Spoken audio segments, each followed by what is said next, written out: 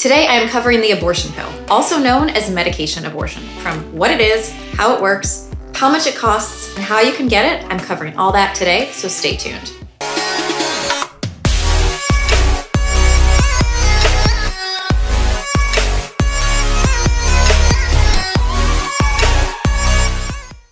Hey everyone, welcome back. Dr. Jennifer Lincoln, board certified OBGYN, and today this video is all about the abortion pill. I'm just gonna cut right to the chase. I am not here to have an abortion debate, and if you do not agree with abortion, that's great, you don't have to have one. What I'm here today to discuss are the facts around the abortion pill or medication abortion. So let's stay on topic, shall we? The significance is not lost on me that the week I happen to be making this video is the same week that a very important case is going in front of the Supreme Court that may drastically alter how we can access abortion in this country. And if you're interested in learning more about that, check out my other socials. I have tons of information there. Okay, we're just gonna jump right into the abortion pill. So when we say abortion pill, what we actually mean is a combination of two medications. The first one is called mifepristone. You might see it by the old name RU486 or the brand name Mifeprex. And the second one is called misoprostol or cytotec. They work in two different ways. So the first medication you take is the mifepristone medication, and that blocks progesterone receptors. A pregnancy needs progesterone to keep developing, so the mifepristone blocks it and stops the growth and development of the pregnancy. This is then followed by the second medication, mifepristone, which causes the cervix to soften and the uterus to contract to expel the pregnancy. So what about when can you use it, or when are you eligible for the abortion pill or medication abortion? There's two different answers here. So the first one is from the American College of OBGYN, which states that it's safe for up to 70 days from your last menstrual period or 10 weeks of pregnancy. However, we do know that it works beyond that. It's just not FDA approved beyond that, but you can do it and you can get it from centers like Planned Parenthood for up to 11 weeks of pregnancy or 77 days past your last menstrual period.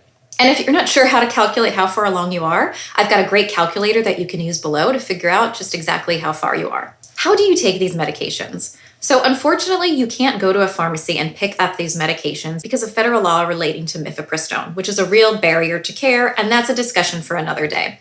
But you need to get these medications directly from your healthcare provider. There are different regimens on how to take it, and you can see different examples of dosing here. But in general, many people will take the mifepristone first, followed by the misoprostol 24 to 48 hours later, but you can also take them at the exact same time and they still work very well. So why do some people choose to use the abortion pill? Well, some people prefer having something that they can do at home that feels more natural, like a miscarriage, and also feels more private.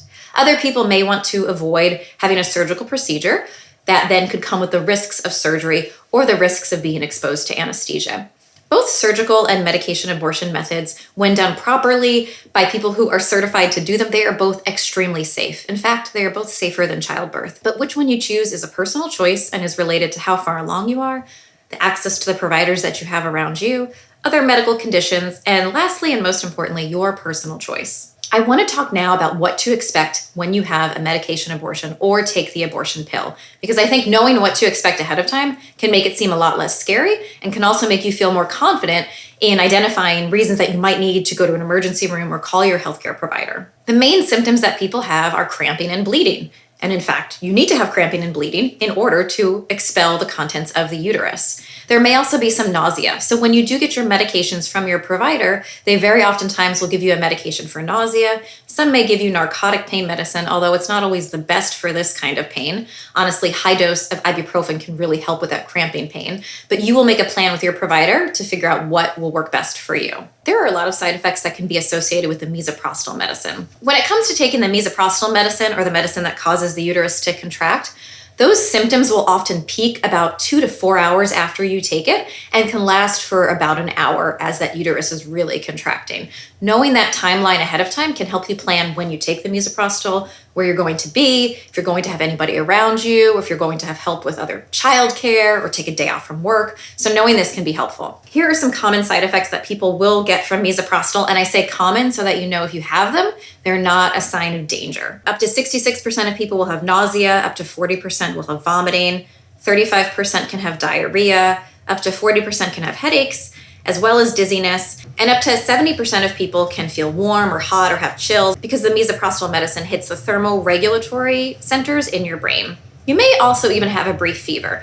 And we do say that having a fever is a reason to contact your provider, but if it's a very mild one and it goes away very quickly, it's probably not a cause for concern, not related to a true infection, but instead from the misoprostol medicine. Now, when I talk about bleeding, that is something you have to have in order to pass the contents of the uterus, but there can also be a time when it's too much. So I counsel people that it is normal to soak 2 pads in 2 hours for 2 hours straight.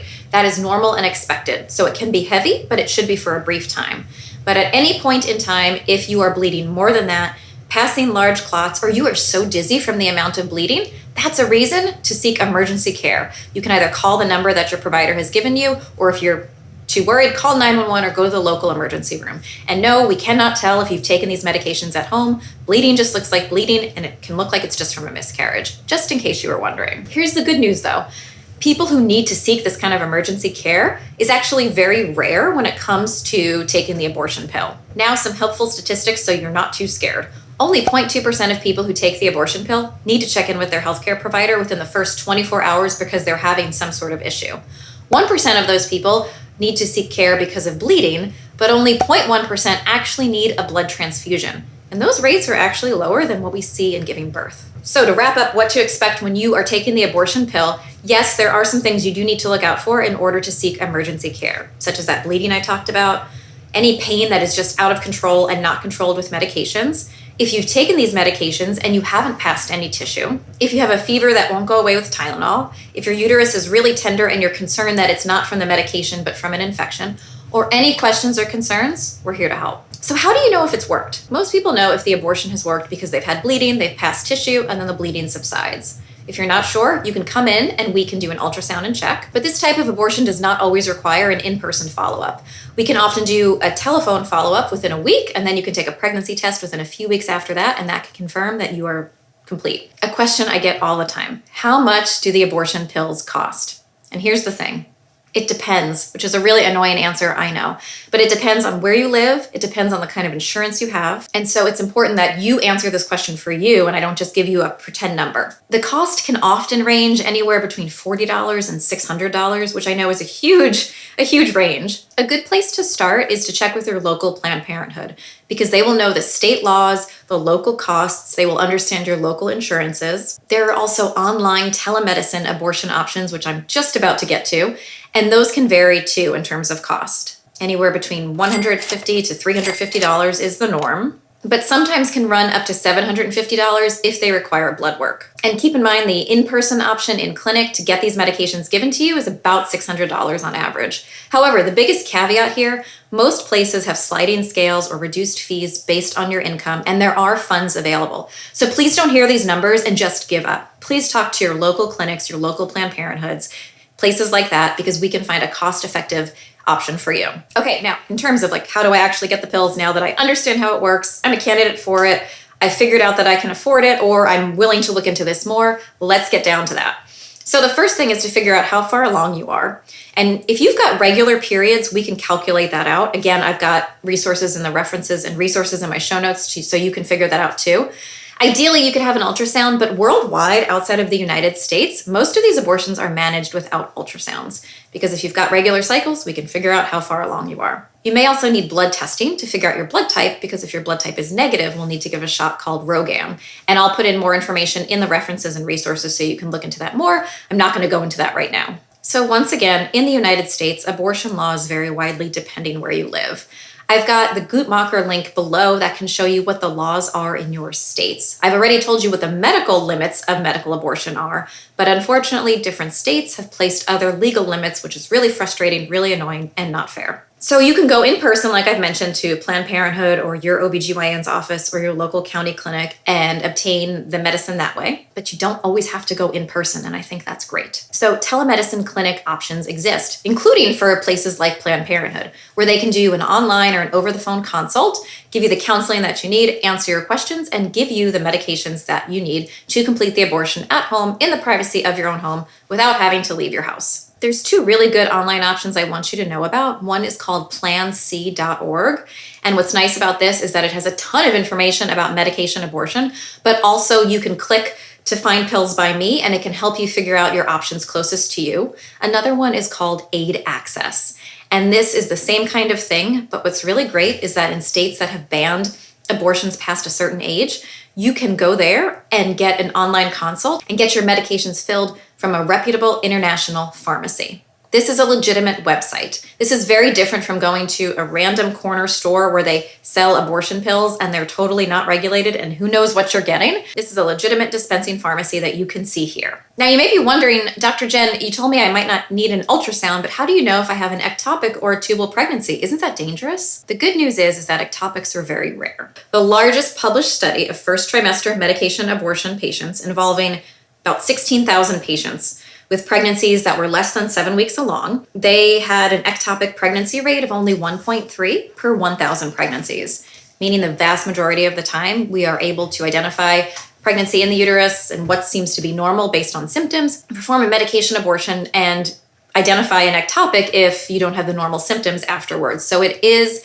okay to do in low resource areas or where getting an ultrasound might not be possible. Let's move on now to how well does it work? And this all depends on how far along you are. The earlier you are, the success rates are higher, but they're still really good even up to 11 weeks. So if you are 8 weeks or less, it's up to a 98% success rate. If you are between 8 and 9 weeks, it's 94 to 96% successful.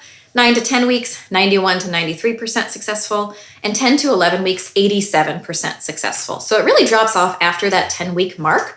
But if you get an extra dose of the misoprostol medicine, that goes up well into the 90s. So this is a very effective form of abortion. And the risks that I mentioned above with bleeding or not completing the abortion, it is true that if you do have a medication abortion, there is a chance that you might need a surgical procedure to empty the uterus if it doesn't work. But as you can see, that doesn't happen that often. Let's talk about reversal. Can you reverse a medication abortion? And you may have heard some of this in the news. And in fact, this information, which is totally not evidence-based, is required in some states to be discussed. And this is totally political and has nothing to do with actual medicine. Shocker. So no, there is no such thing as an abortion reversal. And there's no studies that this works. There's no studies in the dosages or how we do this or the efficacy. The chance that you might even want to change your mind is very rare. We've got lots of studies about people who've had an abortion, and the vast majority of them are very happy with their decision. So this is totally a political thing, but no, you should not assume that you can reverse an abortion. Now, if you've started the process and you have concerns, talk to your doctor and we can monitor you, but there's nothing we can give you to, turn off the effects of these medicines. And lastly, are there any long-term side effects like affecting your future fertility or making it harder to conceive in the future? Absolutely not. And this goes for both forms of abortion. You will see conflicting information out there from people who have an agenda, who are anti-choice, but I want you to know the evidence-based answer that these are not legitimate. Okay, I just gave you a ton of information about the abortion pill, also known as medication abortion, and I hope that it was helpful. But if there are other questions that you have and I have not answered them, please go ahead and drop your question in the comments below. And go ahead and like and subscribe and turn on the notifications so you know every time I put up a new upload. And follow me on TikTok and Instagram at Dr. Jennifer Lincoln for more content like this. As always, references and resources in my show notes that are evidence-based and do not have an agenda, just my agenda is providing information. I hope this was helpful, everybody. Stay safe out there. Bye-bye.